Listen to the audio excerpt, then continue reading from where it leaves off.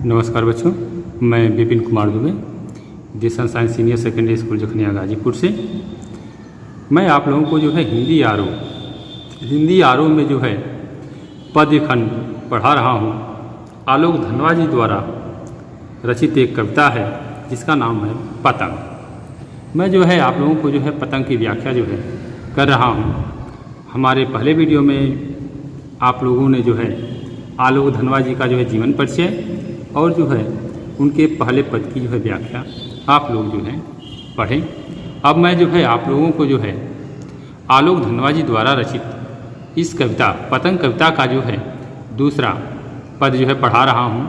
देखिएगा, ध्यान से सुनिए, मैं इसकी जो है व्याख्या करूँगा, आप लोग ध्यान से सुनिएगा। देखिए, चमकीले इशारों से बुलाते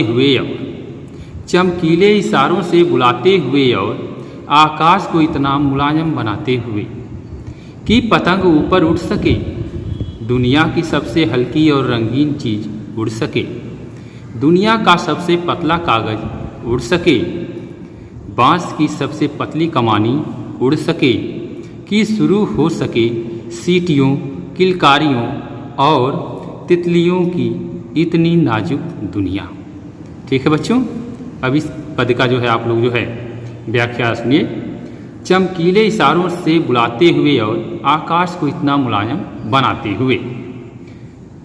इन पंक्तियों में कवि आलोक धनवा जी जो है पतंग की बनावट को प्रस्तुत करते हुए उसके बाल क्रियाओं, बच्चों की उमंगों, उनके सपनों को एक आकार प्रदान करने का जो है प्रयत्न किया है, तथा साथ ही साथ पतंग की खूबसूरती का भी व्याख्यान किया है अपनी इस कविता में। ठीक है, अब देखिए, चमकीले इशारों से बुलाते हुए और आकाश को इतना मुलायम बनाते हुए कवि कहता है कि कवि कहता है शरद ऋतु की सुंदरता चमक जो है, शरद ऋतु की जो सुंदरता की चमक है, बच्चों को पतंग उड़ाने के लिए अपनी ओर आकर्षित कर रही है, बुला रही है, अर्थात अपनी ओर आकर्षित कर रही है। शरद ऋतु की जो सुंदरता है, उस सुंदरता की चमक जो है बच्चों को जो है अपनी ओर आकर्षित कर रही है और पतंग उड़ाने के लिए जो है बुला रही है, अर्थात बच्चों को जो है पतंग उड़ाने के लिए जो है अपनी तरफ आकर्षित कर रही है, आकाश को इतना मुलायम बनाते हुए। ठीक है, यह आसमान को इतना कोमल, साफ और विस्तृत बना देती है कि पतंग ऊपर उड़ सके।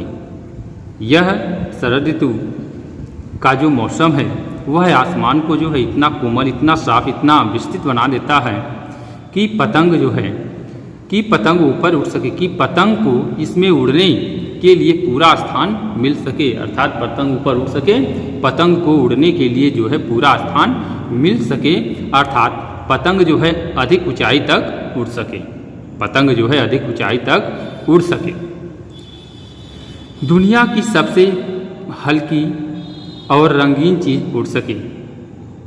अब जो है कह रहा है कवि, इसमें जो है बसंत की सुंदरता में ऐसे स्वच्छ वातावरण को उत्पन्न कर देती है कि इसमें जो है दुनिया की सबसे हल्की और रंगीन चीज उड़ सके, कि इसमें दुनिया की सबसे रंग बिरंगी व हल्की फुल्की विभिन्न प्रकार की जो पतंगे हैं, वह पतंगे जो है सारी दुनिया में उड़ाई जाती हैं, वह रंग बिरंगी पतंगे जो हैं सारी दुनिया में उड़ाई जाती हैं। बांस की सबसे पतली कमानी उड़ सके। इस मौसम में बांस की पतली छड़ी जो कमानी होती है, जो जिसपे जो पतंग बनी रहती है, तथा पतले कागज़, जो पतंग की जो कागज़ होते हैं वह जो है पतले होते हैं। तो कवि कह रहा है कि तथा पतले कागज़ से बनी हुई पतंगे आकाश में सभी ओर, संसार के सभी हिस्सों में उड़ाई जाती हैं और पतंग उड़ाते समय इनका भरपूर आनंद उठाया जाता है। कि शुरू हो सके सीटियों, किलकारियों और तितलियों की इतनी नाजुक। कवि कह रहा है कि शुरू हो गए, मतलब जब लोग जो है पतंग उड़ाते हैं, सारी दुनिया में जब जो है पतंग उड़ाई जाती है, जब सभी संसार के सभी हिस्सों में जो है पतंग उड़ती है, पतंग को उड़ाते हैं, तो पतंग उड़ाते समय जो इसका आनंद जो है भरपूर उठाया जाता है। ठीक है बच्चों, तो इसमें कह रहा है कवि कि शुरू हो सके सीटियों, किलकारियों और तितलियों की इतनी नाजुक दुनिया कि इस सुनहरे लाल मौसम में तितलियां भी पतंगों के साथ कि शुरू हो सके सीटियों, किलकारियों और तितलियों की। कह रहा है कवि कि बच्चों के द्वारा यह जो आकाश में पतंगे जो है उड़ाई जा रही हैं, उनकी खूबसूरती को देखकर जो है बच्चों के द्वारा खुशी के साथ सीटियाँ, किलकारियाँ, विभिन्न हर्ष ध्वनि की गूंज जो है सब ओर फैल जाती है। और इस रंग बिरंगे मौसम में अर्थात इस सुनहरे लाल मौसम में तितलियाँ भी जो है पतंगों के साथ प्रतिस्पर्धा करती हैं।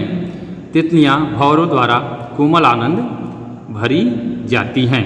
अर्थात कहने का तात्पर्य यह है कि पतंग उड़ाते समय बच्चे, बड़े, बूढ़े तथा जवान आदि सभी लोग जो है आनंद का अनुभव करते हैं। इस ऋतु का पूरा आनंद उठाते हैं। बाल सुलभ क्रियाओं को पतंगबाजी द्वारा जो है प्रस्तुत किया है। पतंग के सभी विशेषण द्वारा बच्चे के चंचल, स्वच्छ, हल्के मन के स्वभाव का भी जो है पता चल जाता है। ठीक है बच्चों, अब देखिए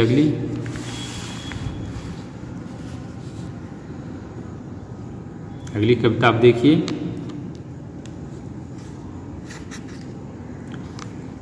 जन्म से ही वे अपने साथ लाते हैं कपास, जन्म से ही वे अपने साथ लाते हैं कपास, पृथ्वी घूमती हुई आती है उनके बेचैन पैरों के पास। जब वे दौड़ते हैं बेसुध, छतों को भी नरम बनाते हैं, दिशाओं को मृदंग की तरह बजाते हुए।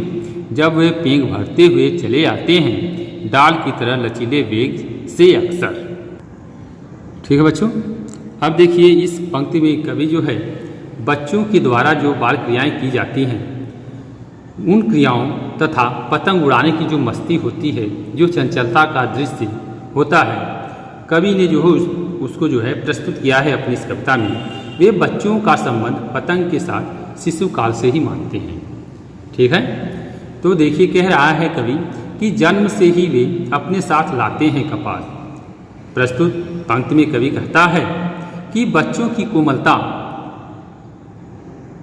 कवि जो है बच्चों की कोमलता और चंचलता को प्रकट करते हुए जो है कह रहा है कि बच्चे जन्म के समय से ही कपास अर्थात रुई के समान नम्र व कोमल होते हैं। बच्चे जो है जन्म के समय से ही जो है कपास अर्थात रुई के समान वह जो है नरम और कोमल होते हैं। जिस प्रकार से जो है रुई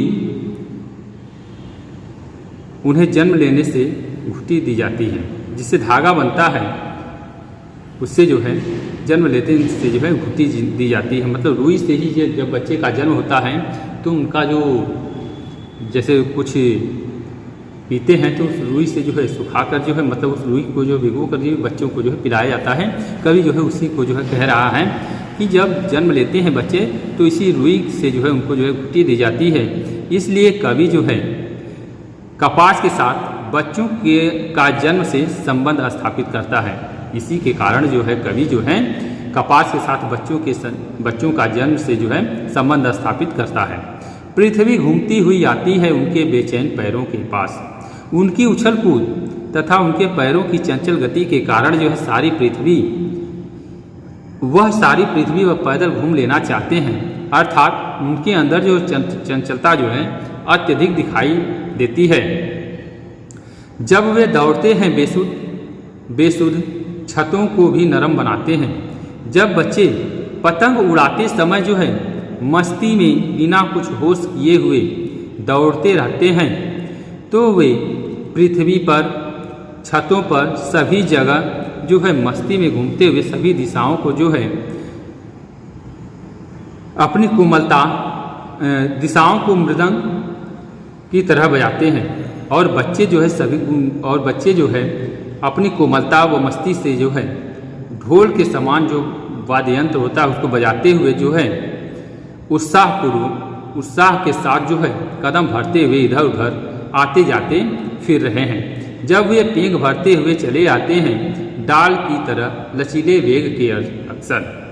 कवि कह रहा है कि जिस प्रकार से तेज हवा के कारण, ठीक है, जिस प्रकार से जो है तेज हवा के कारण कोई डाली मस्ती में जो है इधर उधर हिलती डुलती रहती है, अर्थात बच्चों में पतंग उड़ाने तथा मौसम परिवर्तन के कारण चंचलता व मस्ती की उमंग भरी हुई है, जिसमें वह बिना होश किए मग्न रहता है। अर्थात बच्चे जो है कुछ भी जो है ध्यान नहीं देते हैं, कुछ भी जो है नहीं देखते हैं कि वह कहाँ है, वह जो है अपने पतंग उड़ाने की ही मस्ती में जो है एकदम खोए रहते हैं। ठीक है बच्चों, तो आज के लिए इतना ही। बाकी हमारे जो है 2 पद जो है हमारे नेक्स्ट वीडियो में, तब तक के लिए जो है धन्यवाद।